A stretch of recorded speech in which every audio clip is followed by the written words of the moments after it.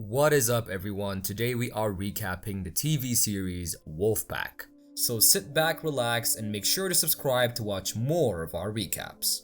And the first episode of the series begins with Park Ranger Garrett Briggs standing in shock, staring at the colossal wildfire raging across the Los Angeles National Forest. A school bus carrying a group of students becomes stranded in traffic near the fire. We meet Everett, a teenage boy who struggles with panic attacks and has difficulty connecting with his peers. While on the phone with his therapist, Dr. Wayland, he attempts to calm himself. However, as the fire intensifies, panic spreads throughout the bus as the students cram the aisle and peer out the windows. The school sends notice that all class is cancelled because there are multiple fires in multiple places at this point. To make matters worse, one of the students informs them that the neighborhoods of Altadena, Eagle Rock, Atwater Village, where some of the students reside, including Blake, have apparently started evacuating people because they think the fire might spread over there too. As Austin, one of the students inside the bus, records the school bus driver to force her to open the door, Blake becomes really agitated and she throws his phone out the window. Furious, Austin exits the bus to retrieve his phone, and a strange sound emanates from the burning forest. Everyone turns to investigate the noise, only to witness a stampede of wolves, bighorn sheep, horses, and other animals fleeing from the fire, causing chaos and destruction. The animals trample over anyone in their path, causing harm and even fatalities. Although Everett and Blake are bitten by a wolf, their injuries are not really that severe. But I don't know. Do you guys think that this wolf bite is just a normal animal bite? Let's try and find out, shall we? Everett is taken to the hospital while Blake goes home, only to discover her family is preparing to evacuate to a shelter. Blake is not fond of technology and avoids using phones, computers, emails, and that makes it really challenging for her father to reach her. Upon returning to her room, she discovers a deep wound from the wolf's claw, but she chooses to ignore it and to avoid worrying her absent-minded father. Her father is the kind of dad who struggles with his parental duties, you see. Later, as she heads to the car, she assists her autistic brother Danny, who's frightened by a large wolf staring at them from behind a bush. Blake just dismisses it and takes her brother to visit her father's car. At the hospital, Everett learns that many of his classmates have been injured and admitted. He becomes dizzy when questioned by a nurse about the animal that bit him. Everett does remember that it was a wolf, and he has nightmares about the animal's claw and bighorn sheep emerging from its belly. When he wakes up, he discovers his parents have been notified by the hospital. Later on, Everett receives a creepy phone call warning him to leave the hospital because it will find and kill him before the next full moon. Ooh, this just got interesting. And when his parents get to the hospital, they realize that he exaggerated his injury. Although his scar is hardly noticeable, Everett can see that it's actually spreading and becoming more severe. As they make their way to the shelter, Blake asks her father to drive them to a motel for the night, offering him cash that she had on hand. While at the motel restroom, Blake is then taken aback when she sees Everett staring at her from the hospital bed through the mirror. The two seem like they're really captivated by each other. And as Blake exits the restroom, her father pleads with her to help him, but she rushes back to the restroom. Later that night, we're introduced to Harlan, twin brother of Luna. While Luna worries about their father, Harlan is enjoying herself at the club with the DJ. Luna interrupts their romantic moment to inform Harlan that their father, Garrett, has gone missing. Harlan tries to assure her that he will come home, and during their conversation, he reveals that Garrett is not their biological father. The erratic traits of the twins becomes apparent, with Luna having an incredible sense of smell and Harlan possessing superhuman hearing. Luna implores Harlan to find their father as they discover that a werewolf has attacked and scratched up Garrett's truck near the forest. In the next scene, Jason from the police department and Kristen from the LA Fire Department arrive to the hospital where Everett is at. They ask to speak with anyone who was recently injured on the freeway, particularly the school bus children, as they try to investigate the wildfire. Meanwhile, as the family discusses why the police are interested in talking to their son Everett,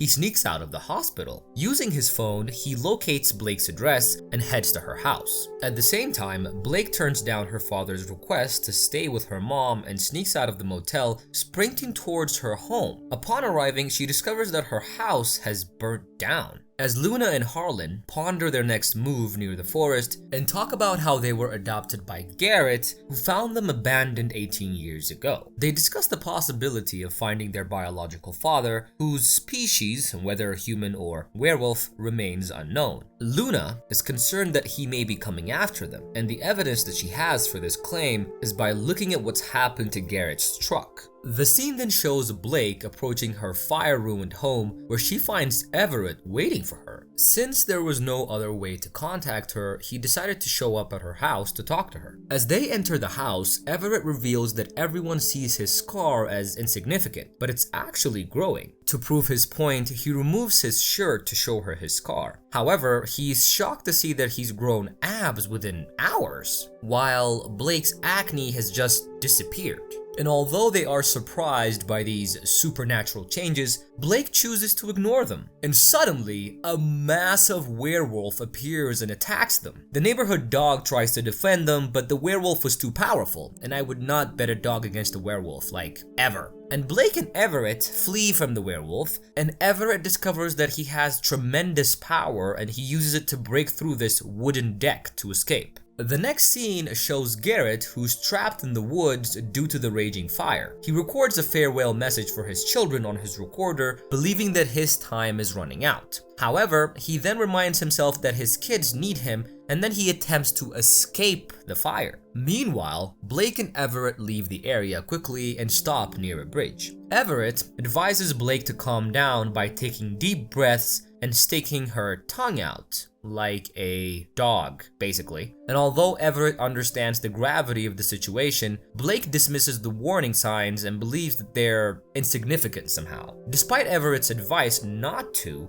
Blake sprints towards a motel while he was on a call with investigator Kristen. The forest fire was not a natural disaster, it was an intentional act of arson. Kristen suggests that the arsonist might be somebody from Everett's school, possibly even somebody who sat with him on the bus. And a bit later, on the last scene of the episode, after Luna and Harlan got home and Everett and Blake parted ways, they all receive a werewolf roar in their heads, which compels them to run to a certain spot in the forest. They discover that their eyes have turned yellow as the twins realize that Blake and Everett have transformed into werewolves just like them. And the episode ends with all four of them staring at each other, unsure of what to do next. And such a thrilling ending for the first episode, and I was so excited for the second episode, and the second episode actually picks up right where the previous episode ended. Blake decides she needed to go see her brother, and the trio follow her as she sprints off. However, on the way she runs into Prisha,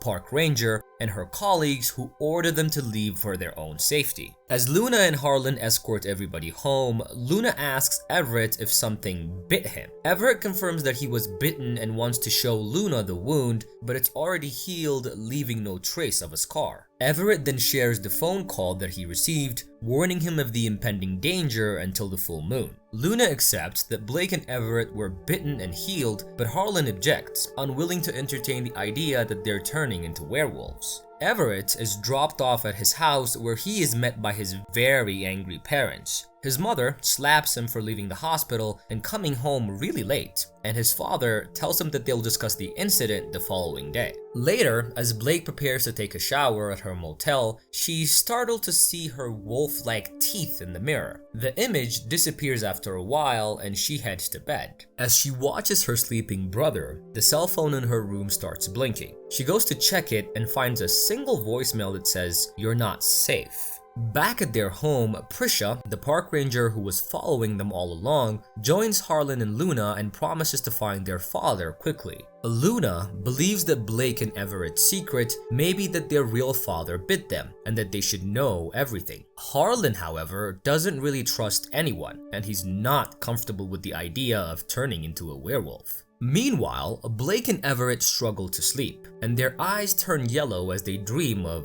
sleeping together. Blake wakes up to see a shadow walking past their motel room. She puts the TV table on the door for extra safety and comforts her brother, who was also woken up. As the morning sun shines through the window, Everett awakens to an unexpected surprise. he realizes that he'd been sleeping under his bed all night. As he tries to process this, his mother knocks on the door and tells him that the investigators are waiting for him downstairs. And Blake wakes up to find that her father is in crisis. He's lost his insurance due to all the missing payments, and Blake's visible change in skin worries him a lot. And Blake tells him that she's actually undergoing treatment, and that's why she looks that way. Later on, Kristen and Jason arrive at Everett's house to interrogate him about the forest fire. Kristen suspected the arsonist may have been on the bus with Everett, and she asks him to gather information about the other students who were present. She believes that the person who set the fire may have had a mental health issue that apparently gives him pleasure from seeing all the arson. In another scene, the twin siblings, Luna and Harlan, argue about finding their father. Luna wishes to go, but Harlan thinks that Prisha can handle it, and Harlan distracts himself by heading to the gym. Back in the gym, Harlan struggles to work out due to the disturbing sounds in his head. He also starts to hallucinate about making out with a guy who's present at the gym. Later on, Everett meets his classmate Connor, who has a leg fracture and a bite wound that looks like Everett's. Everett asks about any ominous phone calls, but Connor has not received any. Everett advises him to see a doctor as he suspects that Connor may have been bitten by a wolf too and could transform into a werewolf.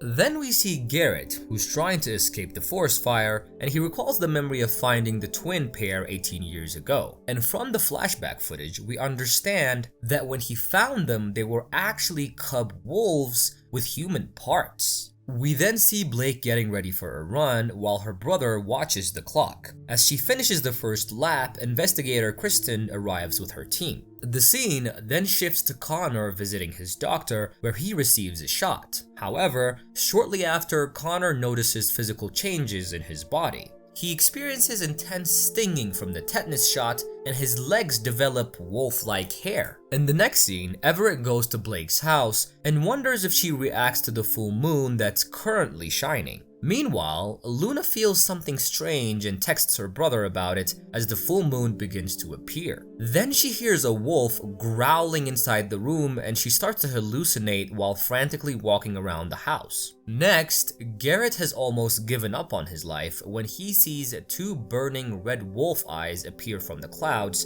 and stare at him, and it's revealed that helicopters have arrived to rescue him. Meanwhile, Connor's mom is told by the doctor that because he received a very strong sedative, Connor should be asleep. However, Connor was not asleep, and instead, he was really confused and he was just talking to himself. And after being admitted to critical care, Connor is resting when a creepy phone call startles him, and the anonymous caller warns Connor just as he warned Everett over the phone, imploring him to leave because the werewolf is going to find him and kill him tonight. Then our scene shifts to Blake and Everett leaving her hotel, and as they were about to kiss after Blake complimented her, Connor's call interrupts them. He informs Everett of the creepy call and that he's hiding on the 3rd floor of the hospital. Suddenly, Blake's father appears from the motel and starts calling for her. But despite that, the pair sprint towards Connor to save him. And Connor, who was hiding in the hospital, sees what appears to be a werewolf chasing after him.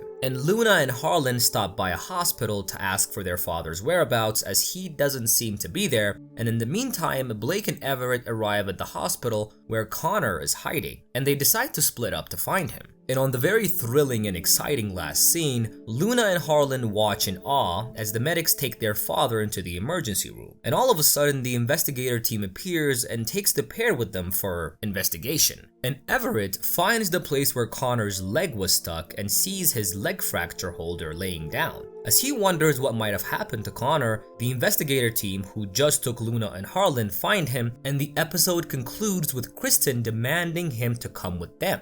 What do you think is gonna happen next? You think these investigators know that these kids are actually turning into werewolves? I'm really excited to find out what happens. Are you guys excited? Please leave me a comment if you are. I'll do episode 3. Yeah. And make sure to hit that subscribe button, like my video, and I'll see you guys on the next episode if you leave me enough comments. I love you all. Bye.